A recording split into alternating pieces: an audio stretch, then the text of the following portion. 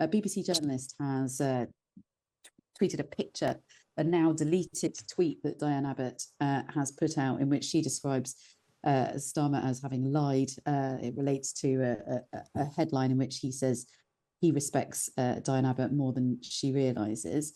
And there's still also pinned to the top of her account her statement about the investigation, saying that she doesn't feel she'll get a fair hearing under the current Labour leadership. Let's start with Diane Abbott, shall we? Who will stand, Cat, for Labour, she says. Yeah, so this follows a week of quite challenging headlines for Labour, in which it sort of first emerged that a year-long investigation, more than a year-long investigation, had actually concluded in December, and Labour has effectively been sitting on the results of that finding and not allowing her back into the party. The investigation was about a letter that she had sent to the Observer, in which she talked about experiences that Jewish and travellers have, and comparing the sort of prejudice that they face with that of redheads. Now, this emerged last week, and then it subsequently emerged that she may not be able to stand. The question kept coming up in all the sort of broadcast rounds that the shadow ministers and Labour senior figures were giving. And none of them really, frankly, had an answer. Now, on Friday, Keir Starmer said no decision had been taken. She can stand if she wants.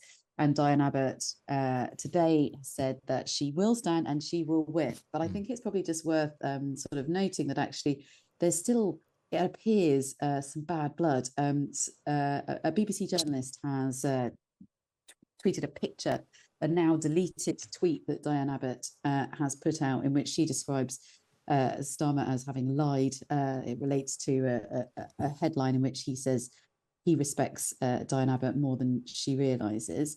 And there's still also pinned to the top of her account her statement about the investigation, saying that she doesn't feel she'll get a fair hearing under the current Labour leadership. So I think the row probably is sort of rumbling less loudly than it was, but it's certainly not going away as quickly as perhaps Labour would like. And of course, it relates to not just her, but there are other left-wingers in the party who have also been banned from standing.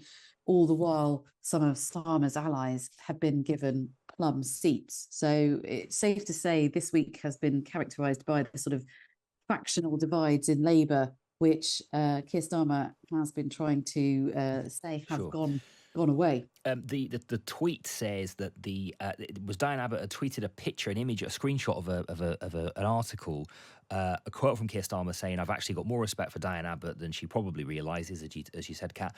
And the caption was "More lies from Starmer." And that tweet, it appears, was quickly deleted. I haven't seen the original. I can't personally verify that, but as you say, it's been tweeted by reputable news sources tonight. So I think we can take that as having been a moment of frustration, clearly, from Diane Abbott that she's later tweeted. Okay, but you do wonder as well, don't you, Kat, if actually Diane Abbott now saying she's going to stand in Hackney probably wouldn't have happened. There's another version of events here, right, where the briefings didn't happen, the bad blood wasn't present, and she'd have perhaps even stood aside, or maybe gone on to the House of Lords, or retired. And now it seems that she will by her own announcement tonight, stand in Hackney. We just want to move on, Kat, because there's a whole stack of other things going on tonight, including the launch of the SNP's campaign in Glasgow today. What have we learnt? Yeah, well, look, I mean, many of the same issues that are facing the Tories is what the SNP are facing. You know, they are also multiple leaders during their time in government and trying to sort of position themselves as people that are able to relaunch and kind of focus more on issues around education and children and, of course, independence.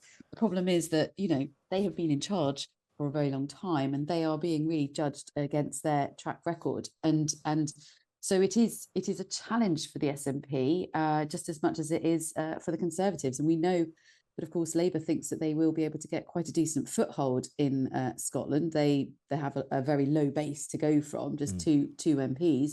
But certainly that's why Keir Starmer was up there on Friday. And the expectation is that the SNP could well lose 20 plus seats in that in Scotland. Okay. Elsewhere tonight, the Conservative Party are announcing a pledge to alter the Equality Act should they win the election. That story makes the front page of The Times tomorrow. The Times' Ollie Wright has that story. We've got a new policy from the Conservatives. They say that they are going to change the Equalities Act, which was a piece of legislation which was brought in 2010, to define sex as biological sex, i.e. you will always, in terms of the law, be the sex that you were born at. Now, this is a deeply controversial debate that's been going on for several years. It comes after the Equalities and Human Rights Commission recommended that the government do that. However, they haven't formally said they would. Rishi Sunak's called the election, and now the Conservatives are pledging, if they regain power, to make that change. But at the same time, we've also got a piece by the Equalities Secretary and Business Secretary, Kemi Badenoch. It's a pretty striking piece. She accuses sexual predators and activist campaign groups of abusing the equalities law, and says that the change that they're planning will protect the privacy and dignity of women and girls. Right. And we've heard a little bit from Labour on this, or perhaps a suggestion a couple of weeks ago that Labour, from Annalise Dodds, will have something on this, at least in their manifesto. Yeah, I mean, we're slightly unclear of exactly what Labour's policy is on this. They've suggested that they want to make it easier for transgender people to get gender recognition certificates. At the moment, it's a pretty difficult and time-consuming process, and they want to speed that up. Certainly, they haven't committed to this kind of change in the equalities law, but as you say, we kind of wait for their manifesto to find out exactly what they're preparing to do in this area. Okay, and so far as the Conservatives are concerned, with an announcement like this, Ollie, it's really fascinating watching these announcements, isn't it, and who they are targeted at during this election campaign. We've had a lot of stuff targeted at that over 65 vote. We've sort of come to conclude that the Tories are on the path to shoring up that vote as much as they can, at least in the early parts of this campaign. Who is this for? I mean, again, if you look at polling and attitudes towards transgender rights, you do see a clear divide in the age groups, particularly women, middle-aged women, older women are concerned that, some of the rights and the way in which things have changed mean that things like single-sex hospital wards might not mean that biological women. So I would say that this is a policy that is sort of squarely targeted at older people, not pensioners exactly, but certainly not young people, and to get more of the acknowledgement of where the Tories are looking for votes in this election.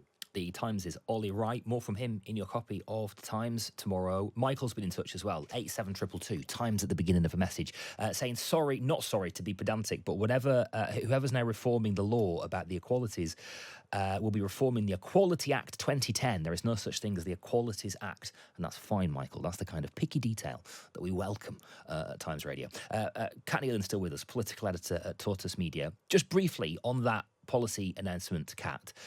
Again, this is the Conservative Party not talking about the NHS, not talking about the cost of living. I don't think there's been a huge amount on immigration. Those sort of top three priorities that we keep seeing in focus groups and polling for the country. And again, clearly talking to this very select group of people they are trying to win back.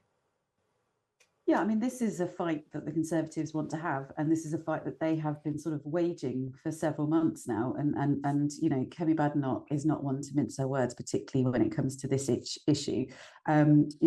Just on the point that Ollie was making about who it is targeted at, last week, Mumsnet, which is the kind of online forum for mothers, put together a manifesto, and it was one of their requests within that to guarantee access to single-sex spaces for women by reforming the Equality Act. So you could see there is a sort of direct response. No doubt they were working on it before then, but clearly they have been sort of gearing up to having this at this moment. But as you say, Daryl, it is not something which for a large number of voters has a particularly high salience, and it is not one of those big issues that really kind of gets to the sort of heart of the problems that are facing the country, whether it is the NHS or immigration or the economy. Okay, just a quick bit of breaking news to bring you, Kat. We're hearing some details of new debates, new TV debates, this time from the BBC. We, of course, know that there's an ITV debate on Tuesday night. Tonight, the BBC have announced that on the 7th of June, Friday night, there will be a debate between leading figures from 7 of the biggest political parties in Great Britain. So a 7-way debate on Friday the 7th of June. On Thursday the 20th of June, there will be a question time leaders special with leaders of the 4 biggest political parties, presumably individually, being asked questions by Fiona Bruce. And on Wednesday, 26th of June, there will be a head-to-head debate again between Rishi Sunak and Sir Keir Starmer on the BBC. So again, some more of these debates, and the first of them starting Tuesday. Yeah, it's going to be an interesting few days. I mean, look, I think that both sides are clearly, they're going to have spent probably this whole weekend ignoring the glorious summer today and getting stuck into their preparations. And, I think probably both camps are reasonably confident that they can land the attacks that they're looking to. Rishi Sunak is across his brief, when he's been doing the liaison committee hearings as Prime Minister, they've kind of, everyone kind of says they've become basically quite dull because he is so across his brief. He is able to answer all the questions. But that said, if people remember what the leadership contests were like between him and Liz Truss, just because he had all the answers didn't necessarily mean that he actually came across all that well in the debates. He often ended up sounding like he was mansplaining and cutting people off and perhaps sounding a bit patronizing. Now, clearly the dynamic will be different. It's 2 men. It's not him against another woman, but he does have this tendency, which some of his aides are sort of conscious of, to sort of sound a little fractious at time and to sort of a bit snippy. So they'll be wanting to kind of keep on top of that.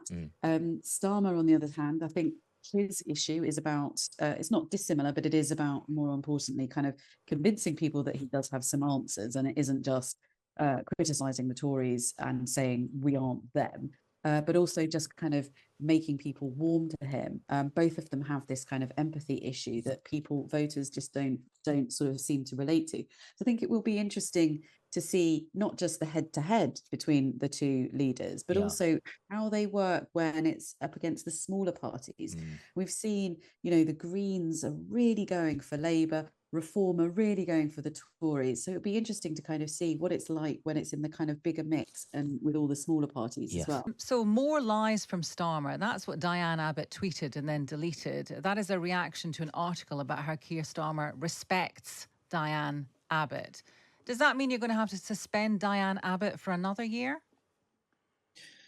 I'm afraid I didn't see the tweet. If she's deleted it, she's obviously thought better of it.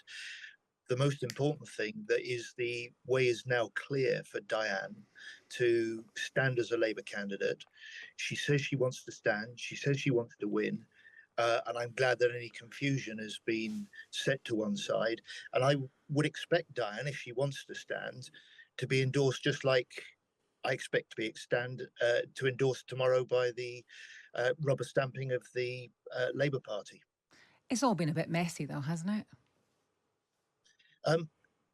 Yeah, it has been confused, but the way's been cleared now because Diane had the Labour whip restored to her.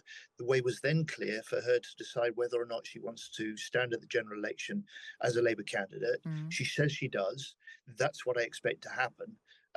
And I expect that to be confirmed together with all the rest of the Labour candidates tomorrow as a sort of formality. It took a year though. If you could go back, would you think things should have been done differently? Well, that was to do with the investigation, the independent process that we'd established after problems under Jeremy Corbyn with allegations of anti-Semitism and other allegations of racism. So it was the investigation that took the time. The important thing now for me is she's got the whip back. She can stand as a Labour candidate. The decision's hers. The ball's in her court. And she says she wants to stand. So I would expect her, as I would expect myself, we're in the same position, Diane and I, to be confirmed as Labour candidates tomorrow.